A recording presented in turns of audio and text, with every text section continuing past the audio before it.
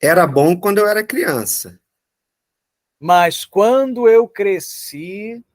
Agora, é muito ruim quando as pessoas se prendem só nessa coisa sentimental, né, dessa lembrança que traz, e não são capazes de enxergar que o mundo mudou, as coisas evoluíram, né?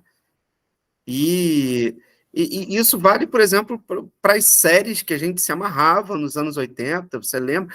Pô, Esquadrão Classe A, Super Máquina, Total, cara, total. As séries dos cara. anos 80 são muito ruins, de modo geral. Mas quando eu era criança, eu adorava todas. Hoje em dia, eu vou no YouTube ver o episódio de Águia de Fogo, né? Airwolf, do helicóptero lá.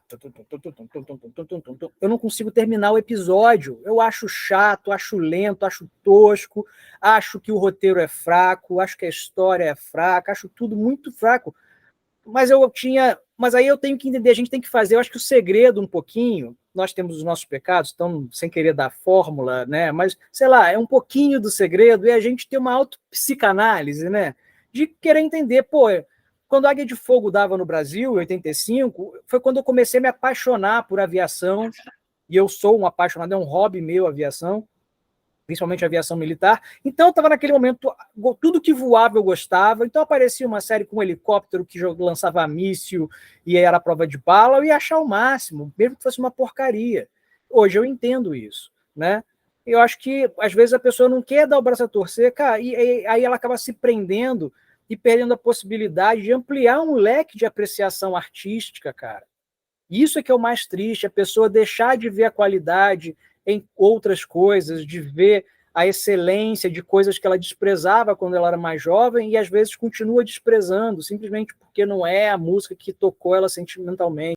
E tem uma coisa assim, de você não pode ficar preso no seu senso estético da adolescência, cara. Não, não dá, né? Então quer dizer que eu só vou gostar de um filme se ele tiver porrada, se ele tiver um Van Damme da vida, um Bruce Lee da vida, um Jack Chan.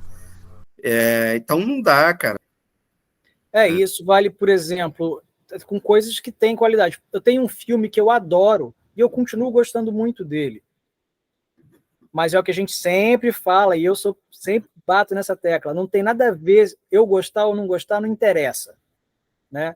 Então eu continuo gostando desse filme e isso é problema meu e só meu, que é o Império do Sol, que certamente você viu, do Steven Spielberg. É o primeiro filme do Christian Bale. Sim, sim, vi uma vez, sim. E Então gostei eu do vi esse filme. filme no cinema quando ele foi lançado, em 1987. E obviamente eu adorei esse filme. Achei esse filme um dos melhores filmes que eu já tinha visto na vida. Fiquei emocionado. Mas uma questão totalmente narcísica. Eu, com essa minha coisa inglesa, vendo um moleque inglês na Segunda Guerra Mundial, eu que era o cara que devorava tudo de Segunda Guerra Mundial, né? Olha as coisas se encaixando na psicanálise, na autopsicanálise.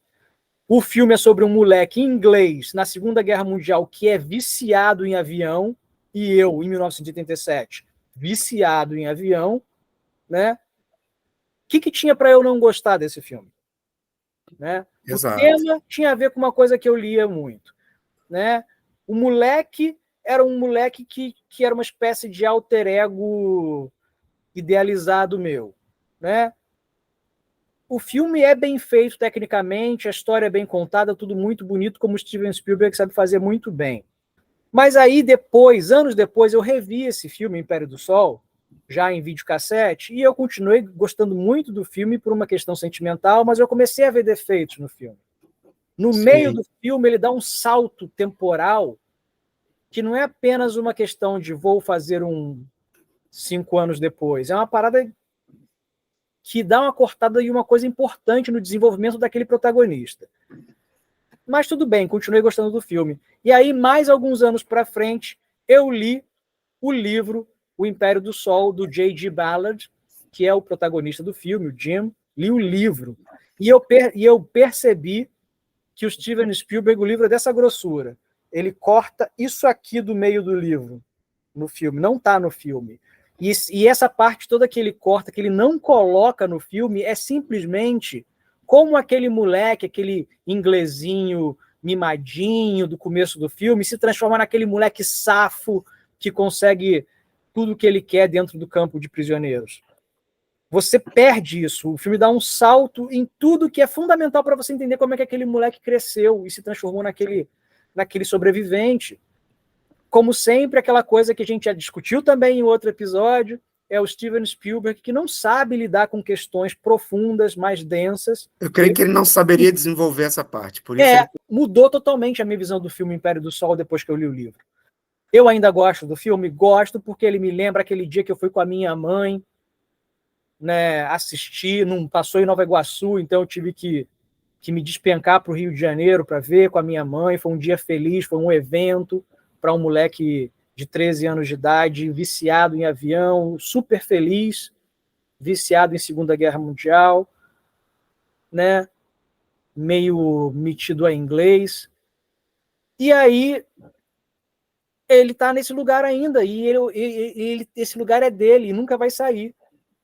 Mas se você chegar para mim e falar, esse filme não é bom, eu não vou ficar ofendido. É isso que eu ia dizer. Isso não quer dizer que você tem que brigar com quem falar que o filme não é bom. Eu vou falar, eu adoro esse filme, mas realmente esse filme é complicado. E não quer dizer que você tem que ficar assim, meu Deus, acabaram com a minha infância. Porque a gente tem essa tendência agora da galera nerd, né? Que quando... eu acho que o exemplo que para mim mais me aborrece é dessa nova versão do He-Man, feita pelo Kevin Smith, e que aí ficou um monte de marmanjo. Ai, meu Deus, esse não é o He-Man da minha infância. Porque a protagonista é a Tila, não é o He-Man. O He-Man é... Cara, meu Deus do céu, você tem 40, 50 anos, você tá chorando por causa de uma animação. Cara, acorda. Cara, isso é uma masculinidade Né? tão frágil assim que você não consegue ver o seu desenho preferido da sua infância com uma mulher protagonizando. É tão frágil essa masculinidade assim, meu amigo. Pô. Exatamente. Então, realmente, eu acho que a grande lição, né? Já que a gente falou de He-Man, o He-Man sempre termina com uma lição. Eu acho que a lição que a gente pode... Continua, eu vou fazendo a trilha. A lição que a gente pode tirar desse episódio é essa, cara. Então, admite, não tem problema nenhum você gostar, aquilo ser um tesouro sentimental, mas assim, você tem que evoluir, né, cara? Você tem que ver que o mundo mudou, que as coisas mudaram, que as coisas se transformaram e você tá aí nesse mundo, você não acabou lá, né? Você não parou em 1989, você não parou em 1990, você continuou, né? Então, admitir que aquilo é importante para você por uma questão sentimental, mas não tornar aquilo ali o centro da sua vida, né? Eu posso contar um outro pecado aqui, que é da nossa época também, na verdade é muito mais velho, mas passava na nossa época, que é o desenho Johnny Quest. Uma animação que ela é brilhante, porque ela foi feita com uma tecnologia em 1964, que fazia com que ela fosse tão cara que ela só tivesse uma temporada. Cada episódio com temas incríveis de aventura, que lidava muito com a tecnologia que estava sendo feita na época. Eu, criança, não sacava isso, mas hoje eu vejo, cara, estavam pesquisando sobre a ida ao espaço, e eles tinham episódios sobre isso, estavam pesquisando sobre questão, já engatinhando genética, tem o episódio dos monstros, né, manipulados, avião que decola vertical e pousa vertical, eles têm um... É a época do Concorde, o primeiro avião que voa supersônico, eles têm um... Mas esse desenho, eu costumo dizer que esse desenho, ele me criou, né? Muito de eu gostar desse tipo de aventura, de ficção científica, desse tipo de herói, Roger Race Bannon, que era o cara, né, o heróizão ali do desenho do Johnny Quest, guarda-costas. Tá, vem desse desenho. Mas, cara, você vê esse desenho hoje, ele é chocantemente racista. Porque nessa época, você mostrar, sei lá, a tribo na Amazônia, né? E chamar eles de macaco, né? Não era visto como um problema, mas era um problema e hoje a gente tem certeza que é, né? Cara, eu continuo gostando do desenho, eu vejo o desenho dentro do seu contexto. É um desenho que tem problemas, é um desenho que da sua época, que é um desenho que é racista, é um desenho que tem vários problemas bem típicos da década de 60 dos Estados Unidos.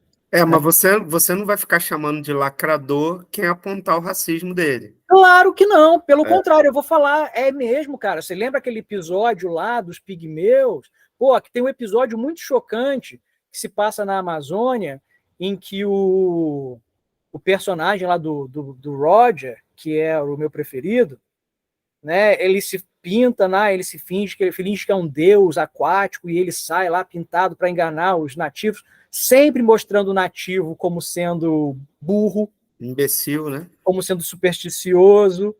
Isso é racismo, né? Mas na época ninguém maldava isso, né? E eu vejo hoje, cara, que coisa incômoda.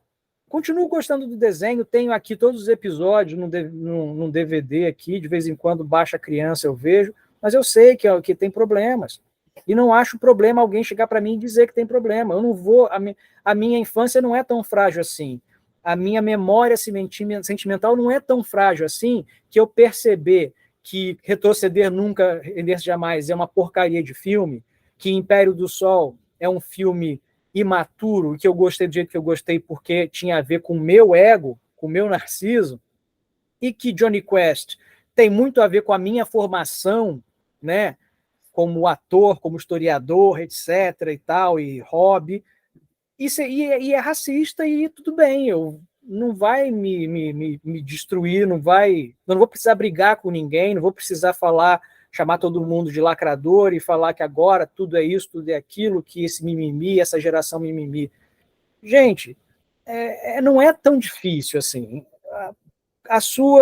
O seu sentimento, o seu coração, ele está lá preservado, você não vai deixar de sentir a ternura que você sentia, porque você reconhece o defeito, seja numa obra artística, ou numa obra de cultura pop, seja numa pessoa até, né? Comentem aqui na caixa de comentários. A gente contou aqui os nossos pecados, quais são as coisas que a gente adorava quando era criança e depois a gente foi ver, cara, o que eu vi nisso? Isso aí, contem aí que vocês adoravam quando eram crianças, adolescentes, e que vocês hoje acham que não é tão bom assim, ou ainda gostam, guardam no coração, mas reconhecem que não é bom. Comentem aí, por favor. Isso aí, comenta. Então é isso aí, amiguinhos. O seu filme querido lá da infância, ou sua música, sua série, não deixa de ser querida porque alguém mostra o racismo, o machismo que eles tinham, tá? Então não mostra, você pode continuar gostando dele e não precisa chamar ninguém de lacrador, tá? E até, gente, até o próximo episódio.